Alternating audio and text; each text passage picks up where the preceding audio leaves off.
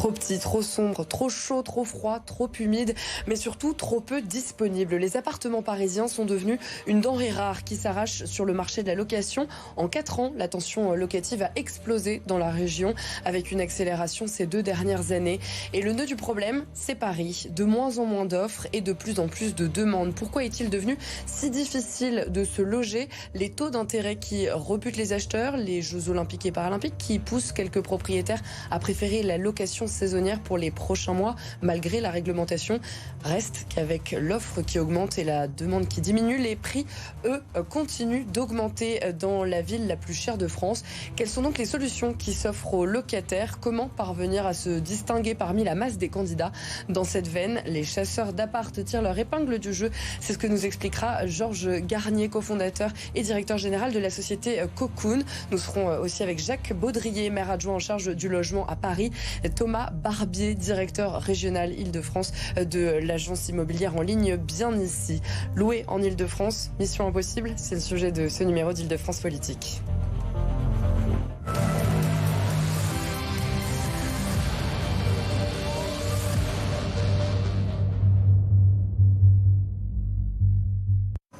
Et cette tension locative, on va la voir tout de suite. On va démarrer avec ce chiffre, selon les chiffres de Bien Ici d'ailleurs. La tension locative a été multipliée par 4,5 à Paris ces 2 dernières années. C'est multiplié par 3 en Île-de-France. Vous me dites qui veut répondre? C'est un niveau inédit?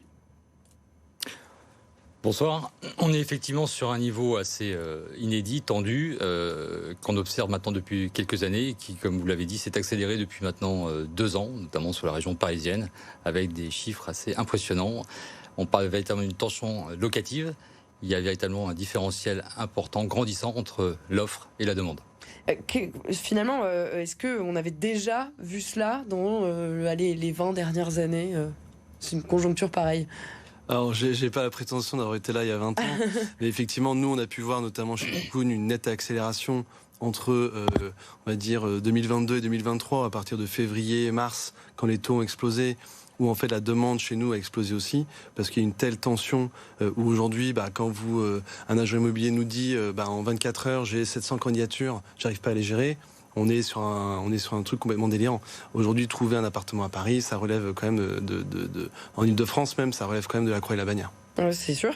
Alors justement, on va écouter une jeune femme qui a croisé notre reporter Manon Legrand dans les rues de Paris. Elle s'appelle Joy et elle évoque la situation de son copain qui a mis 8 mois et demi à trouver un appartement. Il est même passé par un ami à elle qui quittait le sien. On va l'écouter. Dans les films, t'arrives, il y a 40 personnes, t'arrives, t'as 30 secondes, tu fais 2-3 photos, tu poses ton dossier et tu sais franchement qu'on te rappellera pas, quoi. À 25 ans, tu peux pas vraiment trouver d'appart comme ça si t'as pas des bons salaires et si tu commences ta vie. Donc ouais, tu passes par Photoshop. Falsifier ces documents, on en est là? Tout à fait. Nous, on voit énormément de dossiers falsifiés. Donc on a développé du coup une technologie pour détecter les faux documents, puisque du coup on a quand même une qualité de nos dossiers location auprès de nos agents, de nos bailleurs, qu'on valide. Donc effectivement, on voit de temps en temps des tentatives de plus en plus de falsifier ces fiches de paie et autres. Comment est-ce qu'on est arrivé à cette situation finalement aujourd'hui? Disons que sur le marché de l'immobilier, on a observé de manière assez précise chez Bien Ici qu'il y a 2 activités, si vous voulez, qui sont liées. C'est à la fois le marché de la transaction et puis le marché de la location.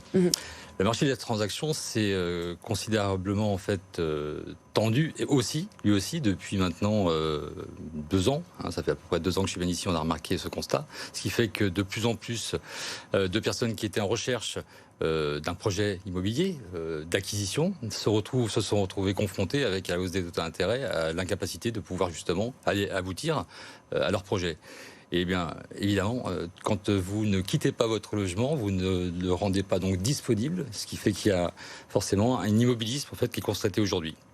Finalement, donc c'est à la fois l'offre des appartements qui baisse et la demande qui augmente. Là, vous nous expliquiez à l'instant plutôt l'offre qui baisse. Bon, en fait, ça explique les deux. En fait, il y a plusieurs facteurs. Il y a le fait que du coup, aujourd'hui, les gens ne peuvent plus acheter à cause de la hausse des taux d'emprunt, donc ils ne lâchent plus leur appartement, ce qui du coup crée une énorme tension, parce que normalement, il y avait un turnover naturel. En plus de ça, vous avez la construction du neuf qui est mise à l'arrêt parce que faute de financement. Et donc, du coup, on en parlait juste avant, il n'y a plus de construction dans le neuf. Donc, aujourd'hui, en fait, les gens sont obligés de se ruer, du coup, sur l'ancien. Vous avez les JO aussi, où de plus en plus d'investisseurs locatifs, notamment depuis 2 ans, ont acheté pour mettre sur la location court terme, plus les JO.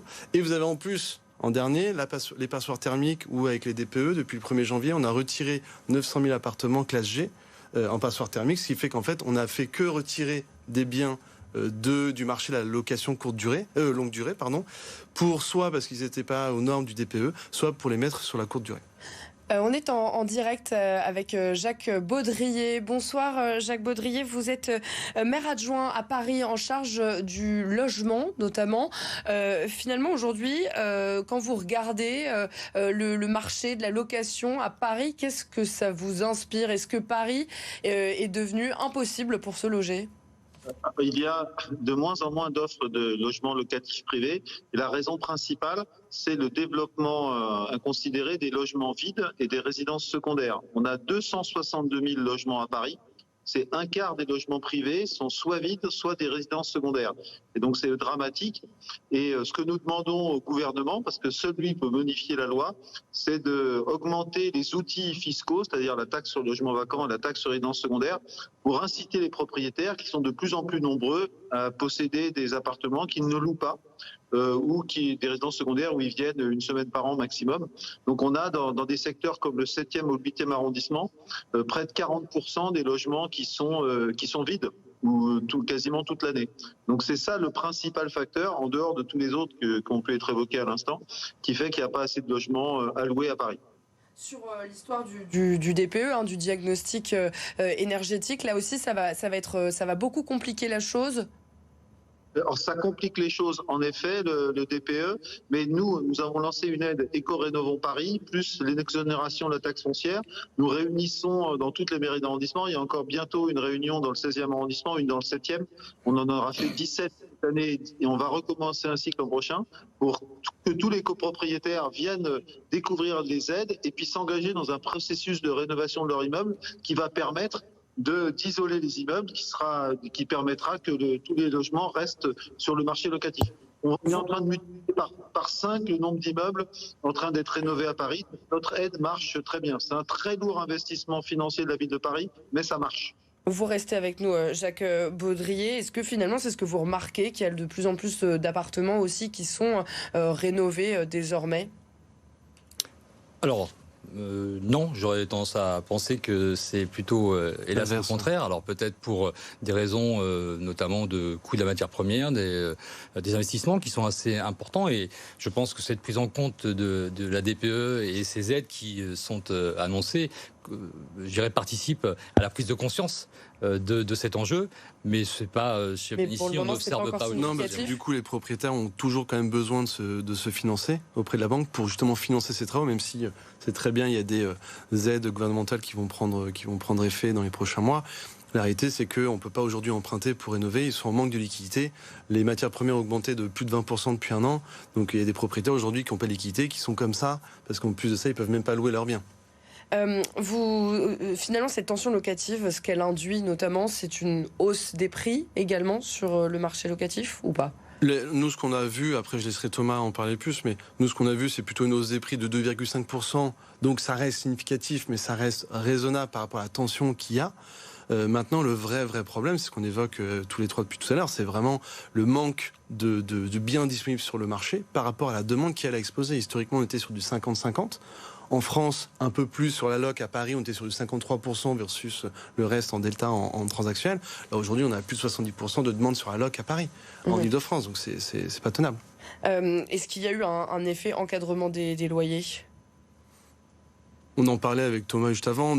C'est un bénéfique pour les Franciliens. Surtout pour les Parisiens, parce que c'est surtout à Paris et dans quelques communes de la Petite Couronne. Ça a peu d'impact, ça a un impact bénéfique. qu'il y a un encadrement des loyers. Mais sauf qu'en fait, qu'il y a un encadrement des loyers ou pas, il n'y a pas assez de biens par rapport à la demande. Encore une fois, 700 demandes en 24 heures pour un agent immobilier, c'est impossible à gérer. Enfin, reste que c'est quand même assez cher aujourd'hui de se loger à Paris. Alors, ce n'est pas accessible à tout le monde quand même. Paris est une ville effectivement assez spécifique, mais globalement, on observe ça partout sur le bassin francilien. Juste pour nos téléspectateurs qui comprennent bien, c'est qu'en 2 ans, l'offre locative à Paris a baissé de 59%. Et au même moment, le nombre de demandeurs a été multiplié par 4. Donc on se retrouve véritablement confronté à un effet ciseau. Un effet ciseau qui est extrêmement difficile à résoudre. Je parlais justement des prix également. Ce qu'on constate, c'est que les loyers médians sont assez chers et ce ne sont pas dans les mêmes arrondissements qu'on trouve les biens les plus et les moins chers en fonction de la taille. C'est-à-dire que, par exemple, pour les studios, on va peut-être le voir sur cette carte, ce sont plutôt les studios dans le 4e arrondissement, il me semble, et qui sont les plus chers. Et puis, pour les studios les moins chers, c'est dans le 10e arrondissement. Et puis, quand on regarde pour les T3, par exemple, c'est 2 arrondissements différents. Ça va être le 6e pour les plus chers et le 18e pour les moins chers. Finalement, quand on voit cela, on se dit quoi ? C'est vraiment en fonction de la taille des appartements, c'est vraiment très différent. Il faut regarder à des endroits différents dans Paris. Ce qu'on a pu observer chez Bianici, c'est qu'effectivement, l'immobilier, de toute façon, est un marché local. Donc avec toute la diversité que ça peut représenter. En revanche, il y a un constat qui est assez important sur notamment les logements de petite taille, donc les studios et les 2 pièces, où il y a un maximum de pression, c'est-à-dire de tension locative, où il y a véritablement une pénurie. En moyenne aujourd'hui, ce qu'on observe, c'est que sur un studio, on est aux alentours, la moyenne francilienne, en tout cas de Paris, de 1 000 euros, en dessous de 1 000 euros. Voilà, pour un T3, où plus on va effectivement aller chercher des logements un peu plus importants, où là il y a un petit peu moins de pression, on est aujourd'hui aux alentours des, je crois, 2 300 euros. 2 300 euros, d'accord. On a cette tension locative, on le disait, pour certains franciliens. Et donc pour cette jeune fille qu'on a rencontrée donc tout à l'heure, qui nous répondait, la hausse des prix, elle serait aussi due à cette année qui est bien particulière. Il y a quelques minutes, on l'entendait, cette jeune fille. En tout cas, elle semble avoir son avis sur la question de la tension locative. On la réécoute. Par rapport aux JO qui vont arriver à Paris, les proprios préfèrent ne pas les louer pour pouvoir les louer à 1 000 euros la nuit ou plus en Airbnb pour les JO. Du coup, il y a une réduction d'appart. Il y a une réduction d'appart à cause des JO. Est-ce que c'est vrai ça ? Oui, nous on le voit énormément chez nos clients qui du coup se plaignent à cause de ça. Parce qu'il y a cet effet, c'est pour ça que du coup il faudrait peut-être aussi accentuer la réglementation aussi sur la courte durée. On en parlait encore avec Thomas juste avant l'émission. Mais parce que c'est ce que j'allais dire, ça veut dire quoi, que les apparts sont vides jusqu'au JO ? Non, parce que du coup Paris étant la première destination touristique, en fait le fait de pouvoir le mettre sur Airbnb ou d'autres plateformes, ça leur permet de rentabiliser du coup leurs charges et du coup de le garder vacant avec ces locations comme ça courte durée, leur permet de les garder disponibles pour les JO, où là, ça va être en moyenne 15 000 euros de chiffre d'affaires sur quelques semaines cet été. Mais Jacques Baudrier, vous qui êtes toujours en direct avec nous, il y a une réglementation quand même sur les locations saisonnières. On a l'impression que finalement, cette année de JO, les gens peuvent faire n'importe quoi.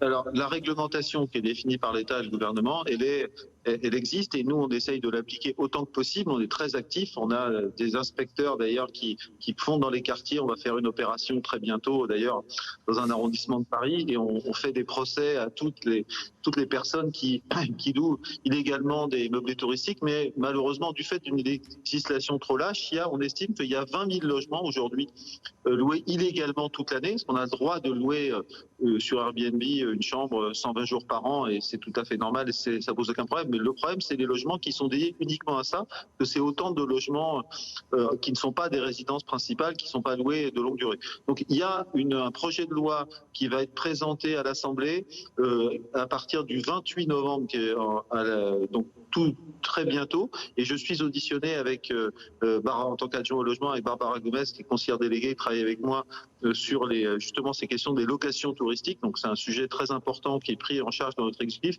Nous sommes auditionnés mercredi prochain à l'Assemblée nationale justement sur ce sujet, et il y a un certain nombre de propositions dans le projet de loi qui est proposé à l'Assemblée qui vont plutôt dans le bon sens, mais pas assez. Lesquels ? Et on va les renforcer. Le but, c'est aujourd'hui la fiscalité est plus avantageuse pour la location touristique de courte durée que pour la location longue durée, ce qui est complètement délirant, parce que l'objectif est plutôt de favoriser la location longue durée. Et il y a aussi tout un tas le problème, c'est que pour pouvoir faire respecter la loi, il y a tout un tas de conditions qui font que nous, en tant que collectivité, on nous met des bâtons dans les roues de façon délirante pour apporter la preuve, par exemple, de l'usage qui est illégal des meublés touristiques, sans rentrer dans les détails juridiques, mais en gros, tout est fait pour que ça soit très compliqué de faire respecter la loi. Donc nous avons déposé via plusieurs sénateurs et députés plus d'une dizaine d'amendements pour pouvoir enrichir cette loi. J'ai échangé avec le directeur de cabinet du ministre sur ce sujet il y a pas plus tard qu'il y a une semaine. Donc il y a une loi qui passe à l'Assemblée et au Sénat à partir dans 10 jours. Vous voyez, c'est pas là, pour essayer de réglementer ça. Et pour nous, c'est en particulier sur des interventions justes de vos deux interlocuteurs, pour nous espérons bien que le gouvernement va nous donner les moyens, va nous laisser contrôler. Parce que nous, notre but particulier vis-à-vis des Jeux Olympiques, c'est que justement, ce que vous décriviez n'arrive pas. Puis on ne donne pas des congés frauduleux pour louer en meublé touristique. Donc la loi, elle va changer d'ici quelques semaines, et nous entendons bien en tant que mairie de Paris intervenir très fortement pour qu'elle change et pour qu'on évite de perdre encore des milliers de logements. Mais la réalité, pardonnez-moi Jacques Baudry, la réalité elle est là. Aujourd'hui, on a les JO qui arrivent dans un petit peu plus de 7 mois désormais, et en fait les Parisiens ne peuvent plus se loger, ce qui a peut-être mis un coup en plus à cette crise du logement. Donc faire quelque chose dans l'avenir, est-ce que ça n'est pas finalement régler les problèmes aujourd'hui ?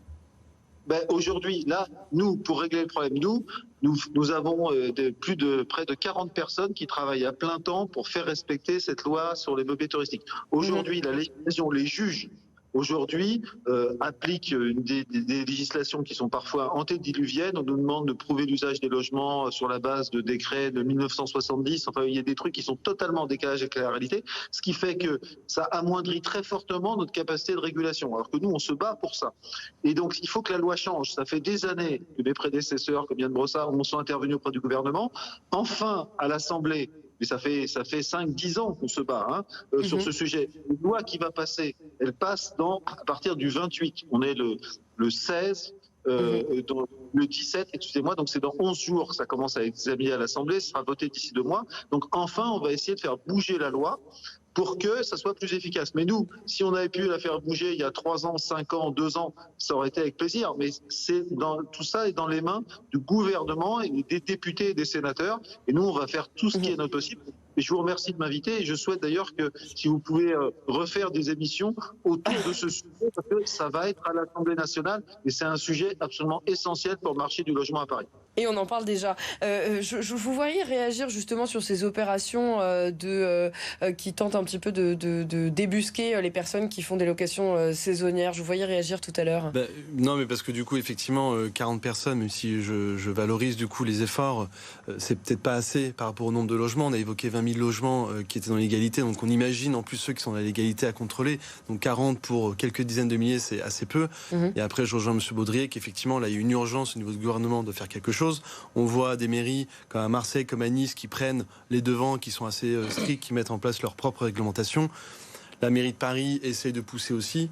Je pense que c'est assez compliqué étant donné que c'est la première destination touristique au monde. Mais là, il faut vraiment faire quelque chose. Après, attention, il ne faut pas tout mettre sur les JO. Comme on l'a évoqué, il y a plusieurs choses. Il y a les DPE qui arrivent en même temps. Il y a la hausse des matières premières qui fait qu'on a arrêté la construction de logements neufs, qui fait que tout le monde se rebat sur l'ancien, plus les taux. Donc il y a 4 facteurs qui font un effet ciseau. Et il ne faut pas tout mettre sur les JO parce que finalement, à partir de fin août, début septembre, le marché va se détendre. Jacques Baudry, vous vouliez réagir, pardon. Moi, je partage complètement. Je suis assez en accord, même totalement en accord avec ce qu'il vient de dire.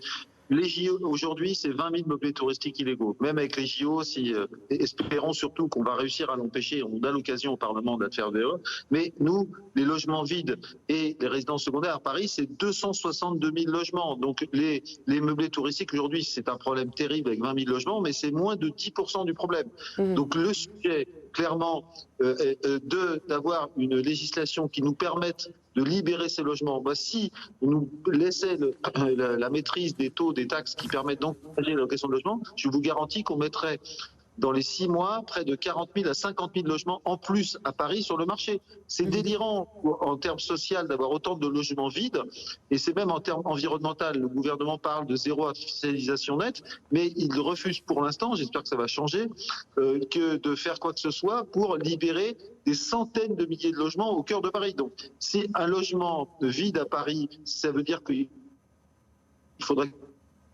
pour compenser, c'est 60 tonnes de CO2 émis. Donc c'est un délire, c'est délirant du point de vue social et aussi pour le climat environnemental. C'est un scandale, le nombre de logements vides et de résidences secondaires au cœur de Paris. On revient en plateau. On parlait donc de la tension locative à Paris.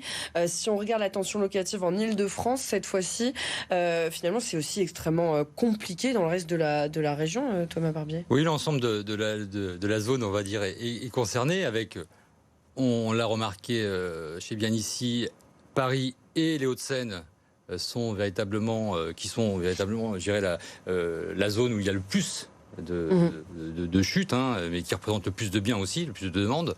En revanche, vous avez d'autres départements, la Seine-Saint-Denis, qui sont également sur des tendances à moins 40%. Donc, donc c'est vraiment, tous les départements sont concernés de manière un petit peu inégale, avec forcément une prime pour la capitale. On va écouter des franciliens à nouveau que nous avons pu rencontrer. Donc, on va essayer d'évaluer justement quelles sont les solutions, comment est-ce qu'on peut tenter de s'en sortir. On va écouter ces franciliennes qu'a rencontré Manon Legrand à nouveau. J'envoie des messages, mais forcément tout est virtualisé et puis il n'y a plus de numéro de téléphone à qui appeler. Donc je n'ai même pas de visite, donc aucune chance de proposer mon dossier à quelconque propriétaire ou agence. Comme j'ai pas trouvé de logement, j'ai dû me loger chez un particulier dans le 60. C'est assez compliqué de se loger à Paris. J'ai l'impression que depuis début septembre, l'offre sur le marché diminue totalement. Quand on est jeune actif, oui, on se retrouve dans des situations absurdes où, par exemple, quand on cherche un logement pour la rentrée, on se retrouve dans des files d'attente où il y a 10-15 personnes et on sait pas trop, on sait qu'on a tous des dossiers finalement, des garants, etc. parce qu'il n'y a pas le choix. Et c'est un peu au petit bonheur la chance, on ne sait pas qui aura un logement. Vous devez être confronté à des situations de la sorte absolument tout le temps. Oui, parce que Bien Ici, effectivement, est une plateforme de recherche immobilière qui a repensé véritablement la recherche immobilière à travers une cartographie donc en 3 dimensions et donc qui propose des critères de recherche extrêmement poussés. Et moi, j'invite, sous l'angle du conseil, bien évidemment, l'ensemble des recherchants à identifier véritablement les besoins, leurs envies, et à travers une vie de quartier, un temps de transport, en trajet, à pied ou à vélo, se projeter véritablement, peut-être rentrer dans une phase entre guillemets de négociation, peut se dire si je voulais être à 500 mètres du métro, est-ce que peut-être que si c'est 700 ou 1 kilomètre, et peut-être décaler un petit peu mon projet immobilier. En tout cas, faire cette démarche, elle est tout à fait réalisable, notamment chez Bien Ici. Et puis surtout, avec la garantie derrière de pouvoir être accompagné, puisque nous avons 100% d'offres professionnelles, donc être encadré par des agents immobiliers derrière qui vont vous accompagner et qui vont dans votre projet. Alors, il y a beaucoup aussi on le voit, même sur les applications de recherche d'appartements. Parfois, on voit, c'est déjà loué, ça a déjà été trouvé par un chasseur d'appart. Comment ça fonctionne, justement, quand on est chasseur d'appart? C'est ce que vous faites chez Cocoon? Oui, tout à fait. On opère du coup un service de chasseur d'appartements à la location, donc en Ile-de-France, partout en France, où du coup, on accompagne le client de A à Z, où on va émonter son dossier location, parce que ça reste le ciment de toute la recherche derrière, jusqu'à lui obtenir du coup un bail signé. D'accord, mais donc du coup, en fait, ça évite de passer aussi par des plateformes, du coup? Alors, oui, alors même si je reconnais effectivement l'excellente plateforme de Bien Ici, le problème aujourd'hui, c'est que même si je postule un bien sur Bien Ici, l'agent immobilier de l'autre côté de la ligne, lui, va recevoir des centaines et des centaines de candidatures, du coup, en quelques heures. Et donc du coup, malheureusement, ils sont sous l'eau. Les clients ne sont pas rappelés. Donc en fait, ils sont dans un cas désespéré où en fait, ils n'ont même pas l'opportunité de présenter leur dossier. Ce qui fait qu'effectivement, passer par un chasseur comme chez Cocoon, où c'est le métier du chasseur d'être sur le terrain du matin au soir, lui permet d'être positionné du coup très rapidement sur des visites, très rapidement sur des biens, parce qu'il fait affaire à un professionnel qui va du coup gérer tout ça pour lui. Avant que les offres soient sur le marché. Alors effectivement, les offres, du coup, on a, nous, des logiciels professionnels qui, du coup, nous permettent d'avoir, accès aussi au marché en temps réel. Et puis ensuite, le chasseur, lui, c'est son travail, son expertise, justement, de pouvoir de se positionner en premier sur les biens. La numérisation de tout l'immobilier, est-ce que finalement, ça a rendu aussi la démarche un peu plus complexe parce que parfois, on postule sur Internet, mais on n'est même pas rappelé? Alors, on ne devrait pas. Mais globalement... ça arrive souvent, je vous le dis. Bon. Alors... ce qu'on observe, en tout cas chez Bien Ici, c'est qu'en favorisant la mise en relation en fait des recherchants avec des agents immobiliers, donc on va dire des experts, des professionnels, il y a quand même tout laisse à penser qu'on est véritablement quand même pris en charge et que ça fait partie quand même de leur travail et qu'en général on est quand même rappelé. Alors, il peut y arriver effectivement des mésaventures. Oui, mais quand il y a 700 appels, c'est vrai qu'on ne peut pas rappeler tout le monde. C'est impossible. C'est pour ça qu'aujourd'hui, ce qui est extrêmement important, c'est la valorisation en fait de la recherche. Comment aujourd'hui je vais exprimer mes besoins, mes envies, comment je vais pouvoir les traduire. Et c'est pour la raison pour laquelle, évidemment, Bien Ici s'est imposé comme un acteur aujourd'hui incontournable de la recherche immobilière, puisque grâce à cette technologie-là, de cette cartographie unique, exclusive en France en tout cas, vous avez la capacité d'avoir véritablement un projet de vie, un projet de quartier identifié, réel, concret, pris en charge encore une fois par des professionnels. Et nul doute que si vous les contactez par le biais de Bien Ici, vous aurez quand même des retours. J'ai juste, pour ceux qui cherchent en ce moment, 3 questions très simples. Quelle chance on a de trouver un appartement si on a de très bons revenus, mais pas de garant ou des garants peu solvables dans un dossier? On a les chances de trouver ou pas? Je pense qu'il faut s'adresser à un agent immobilier qui saura mieux vous conseiller, mais en tout cas, je pense que ça dépend évidemment aussi du logement. Pour ajouter, il existe effectivement, soit si vous n'avez pas de garant, vous pouvez justement passer par ce qu'on appelle les garants institutionnels, qui sont des assurances privées, qui contre quelques euros par mois, un certain pourcentage de votre loyer, vous permet du coup d'avoir un garant institutionnel. Quelle chance de trouver si on a des revenus moins élevés que la moyenne, mais de très bons garants? Alors si, à partir du moment où votre garant peut du coup absorber 3 fois le montant du loyer sur ses revenus nets avant impôt, du coup c'est possible. D'accord. Effectivement.